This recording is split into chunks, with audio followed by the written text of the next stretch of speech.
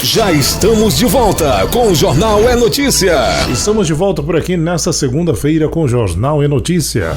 As principais informações. Jornal é Notícia.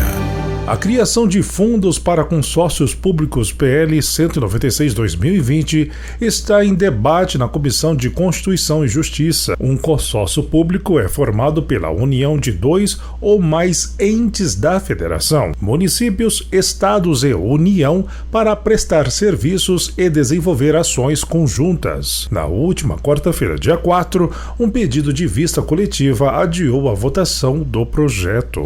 Você está ouvindo Jornal é Notícia. E agora, o tempo e a temperatura. O tempo nesta segunda-feira na região norte é de chuvas nas áreas de Cruzeiro do Sul, Itarauacá no Acre, Alto Solimões, Juruá e Barcelos no Amazonas. Há apenas possibilidade de chuvas em Rondônia e nas áreas do Sudeste Paraense, Sul Amazonense e Ocidental do Tocantins. Já em Roraima e Amapá, o céu fica apenas com muitas nuvens. A temperatura mínima fica em torno de 23 graus e a máxima pode chegar aos 38 graus. A umidade relativa do ar varia entre 20% e 90%.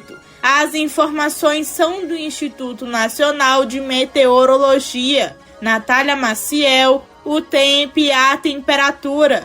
As principais informações. Jornal é Notícia. Pelo menos um brasileiro foi ferido nos bombardeios em Israel lançados pelo grupo palestino Hamas. Ele está hospitalizado. Na tarde deste sábado, a embaixada brasileira em Tel Aviv também buscava contato com outras 2 pessoas que estariam no mesmo local e podem ter sido atingidas. O Itamaraty estima que 14 mil brasileiros vivam em Israel e outros 6 mil na Palestina, mas a grande maioria está fora da área afetada pelos ataques. O total de mortos em Israel já passa de 400, com milhares de feridos, de acordo com a contagem oficial. Há registros também de militantes do Hamas infiltrados em território israelense e de pelo menos 2 situações de tomadas de reféns. Em retaliação, o primeiro-ministro israelense Benjamin Netanyahu declarou estado de guerra e o país começou a atacar alvos na faixa de Gaza e pelo menos 230 pessoas morreram no território. A energia também foi cortada em Gaza. As informações são da RTP, Agência Pública de Notícias de Portugal. O governo brasileiro convocou uma reunião de emergência do Conselho de Segurança das Nações Unidas na qualidade de presidente do colegiado para deliberar sobre o conflito. O presidente Lula expressou suas condolências aos familiares das vítimas e reafirmou o repúdio ao terrorismo em qualquer de suas formas. Disse ainda que o Brasil não poupará esforços para evitar a escalada do conflito. Lula também conclamou a comunidade internacional a trabalhar pela retomada imediata das negociações para uma solução que garanta a existência de um Estado palestino economicamente viável, convivendo pacificamente com Israel, dentro de fronteiras seguras para ambos os lados. O secretário-geral da ONU, Antônio Guterres, também condenou, nos termos mais veementes, o ataque do Hamas e disse estar consternado com os relatos de que civis foram atacados e raptados em suas casas. Guterres disse ainda que a violência não vai proporcionar uma solução para o conflito e a paz só poderá ser alcançada com negociações que conduzam a uma solução de 2 estados. A presidente da União Europeia, Ursula von der Leyen, classificou a ação do Hamas como um ato de terrorismo e disse que o bloco está ao lado de Israel, que tem o direito de se defender. Declaração semelhante foi dada pelo presidente norte-americano Joe Biden, que acrescentou que os Estados Unidos estão prontos para apoiar Israel. Já os 22 países da Liga Árabe apelaram pelo fim imediato das operações militares na faixa de Gaza e advertiram que o ciclo de confrontos armados afasta qualquer oportunidade de garantir a estabilidade e a paz na região num futuro próximo. Você está ouvindo Jornal e Notícia. Toda a arte e cultura produzidas nas periferias de cidades brasileiras e de vários outros países podem ser vistas agora no mês de outubro aos pés do Morro da Providência, a primeira favela do mundo no centro da cidade do Rio de Janeiro. É a 13ª edição da FLUP, a Festa Literária das Periferias, que acontece em 2 momentos, nos períodos de 12 a 15 e de 18 a 22 de outubro. Este ano, o evento vai reunir em uma mesa nomes como Conceição Evaristo, Nego Bispo, Emicida, Leda Maria Martins, entre outros. Já a programação musical conta com artistas como Rita Benedito, Leci Brandão, Tereza Cristina, Bia Ferreira e a Orquestra Sinfônica Brasileira Jovem. O produtor e organizador do evento, Júlio Ludemir, destaca que o objetivo da feira é mostrar que existe uma geração de leitores, escritores e artistas na periferia. O que a gente propõe nas favelas do Rio de Janeiro é um encontro das periferias globais. Quando a gente vai na França, quando a gente vai na Inglaterra, quando a gente vai na Alemanha, a gente vê que algo que era tido como improvável aqui também era tido como improvável lá, e mesmo assim lá também essa periferia global, a expressão dessa periferia global está se organizando, ganhando densidade, ganhando visibilidade. Mas o ponto alto da FLUP é o 2º Campeonato Mundial de Slam, ou de Poesia Falada, com a participação de poetas de 40 países, que vão falar suas poesias em 12 idiomas com tradução simultânea em um telão. O poeta Ocota, de 24 anos, é o representante do Rio de Janeiro na batalha. Ele começou a falar poesia aos 17 anos e já mostrou sua arte, inclusive, nos transportes públicos na capital fluminense. Aqui no Brasil, o slam é um espaço de escuta para pessoas que não são escutadas. O slam dá voz para pessoas que não têm voz. Qualquer pessoa pode chegar no slam e recitar uma poesia. Somos a imagem e semelhança da nossa vivência. Olhar o passado é olhar para si. Se hoje é prêmio do ontem, o destino é utopia. O futuro ainda vai existir. Nós construiremos ele hoje. Nesta edição, o festival homenageia Machado de Assis, escritor e fundador da Academia Brasileira de Letras, que nasceu e cresceu na Ladeira do Livramento, na Providência. E a mãe Beata de Iemanjá, escritora e sacerdotisa, e celebra ainda os 50 anos do hip-hop no mundo, como uma expressão da periferia mundial. Você está ouvindo Jornal e Notícia.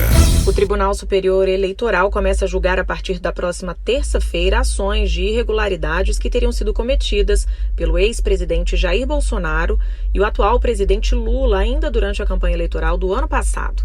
No caso de Bolsonaro, as acusações são de abuso de poder político e uso indevido dos meios de comunicação, ambos crimes previstos na legislação eleitoral. Na terça-feira serão julgadas 3 ações de investigação judicial eleitoral que pedem a inelegibilidade do ex-presidente. Na semana seguinte, a partir do dia 17 de outubro, é a vez de Lula ser julgado por suposto uso indevido dos meios de comunicação. As 2 ações foram movidas pela Coligação pelo Bem do Brasil, que apoiou Bolsonaro. No primeiro processo, a acusação é que os então candidatos Lula e Geraldo Alckmin, vice-presidente, promoveram notícias fraudulentas e omitiram do eleitorado informações verídicas sobre o caso do triplex. Você está ouvindo Jornal e Notícia. Brasileiros relatam momentos de pânico em Israel devido aos ataques realizados a partir da faixa de Gaza. Foram mais de 900 mortos em ambos os lados do conflito no dia mais sangrento em décadas. O Ministério das Relações Exteriores tem acompanhado a situação das comunidades brasileiras em Israel e Palestina. São estimados 14 mil brasileiros residentes em Israel e 6 mil brasileiros na Palestina, a grande maioria dos quais fora da área afetada pelos ataques. A brasileira Carolina Riso está em Tel Aviv. Ela relata que a situação é angustiante. Hoje foram 5 sirenes que a gente ouviu, né? Sirene de disparo de foguetes, e aí a gente teve que se abrigar. A gente tem um abrigo aqui em casa, né? Antibombas. Você não vê gente andando na rua. Tá bem esquisito, assim, angustiante. O brasileiro Felipe Bischoff também é testemunha do ataque. Ele diz que ninguém consegue entender como isso foi acontecer. As pessoas se trancaram nos bunkers, que são quartos revestidos de antibomba. Então foi uma situação que começou a ficar muito tensa pra gente aqui, triste. A gente acompanhando pelo noticiário, pessoas ao telefone sussurrando: eles estão aqui, alguém me ajuda, socorro, mande alguém. Isso me dá arrepio de falar. Karina Calandrin, assessora do Instituto Brasil-Israel, explica o conflito e diz que foi sem precedentes. Foram ataques com mísseis, então mais de 5 mil mísseis foram lançados da faixa de Gaza para cidades em Israel, e também o que é diferente agora do que nós vimos anteriormente é que foi um ataque também realizado por via terrestre. Então eles conseguiram adentrar o território de Israel por via terrestre, invadindo cidades, fazendo reféns. Karina acrescenta que a data escolhida também foi estratégica, pois era Shabá, dia do descanso dos judeus, que recentemente relembraram os 50 anos da Guerra de Yom Kippur. Você está ouvindo Jornal e Notícia. O governo federal anunciou que vai zerar as dívidas do programa de moradia popular Minha Casa Minha Vida para quem recebe Bolsa Família ou está incluído no benefício Prestação Continuada, BPC. Agora, as pessoas nesta faixa de renda estão desobrigadas de pagar as prestações dos imóveis adquiridos pelo programa, conforme portaria publicada na última quinta-feira, dia 28, no Diário Oficial da União pelo Ministério das Cidades. O portal Brasil 61 ouviu especialistas em economia e contas públicas sobre eventuais impactos que esta medida poderá resultar nas contas da União e também para saber se o perdão de dívidas como estas não seria uma injustiça com as famílias de baixa renda que não estão incluídas nos programas sociais do governo, exatamente por estarem trabalhando neste momento. Para o professor de economia da FGV, Renan Gomes de Pieri, a medida pode causar um problema que os especialistas chamam de economia de perigo moral, que acontece quando as pessoas que não foram incluídas na anistia se sentem desmotivadas a pagar as prestações de sua casa em dia, confiando que outros perdões de dívida virão no futuro e talvez elas também sejam beneficiadas. A medida pode criar um problema que a gente chama de economia de perigo moral, que é o fato de futuros beneficiários do programa já esperarem esse tipo de isenção no futuro, e isso pode diminuir a percentual de pessoas que pagam financiamento em dia. Será que faz sentido a gente alocar recurso público para financiamento de novas casas para a população pobre, sendo que tem outras demandas que essa população tem que poderiam contribuir mais para que elas aumentassem sua renda no futuro e conseguissem arcar com os custos do financiamento? Digo, programas de microcrédito focado na produção, programas de treinamento, requalificação. Será que não seriam mais efetivos do que esse financiamento de imóveis? O professor licenciado da UNB, Newton Marques, entende que o perdão de dívidas do Minha Casa Minha Vida para quem está no Bolsa Família e no BPC vai resultar num impacto fiscal considerável, tanto para o governo quanto para a Caixa Econômica Federal e o Banco do Brasil. Você está ouvindo Jornal e Notícia.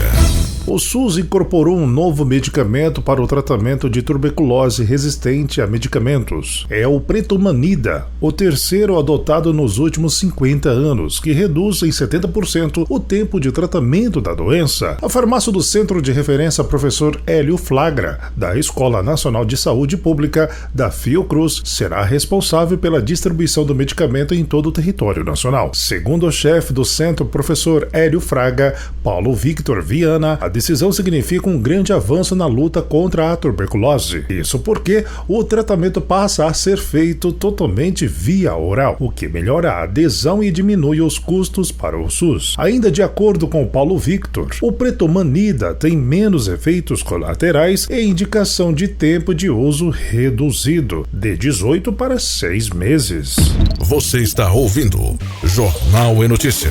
O Jornal e Notícia está ficando por aqui. Para você, um grande dia, um grande abraço e até amanhã.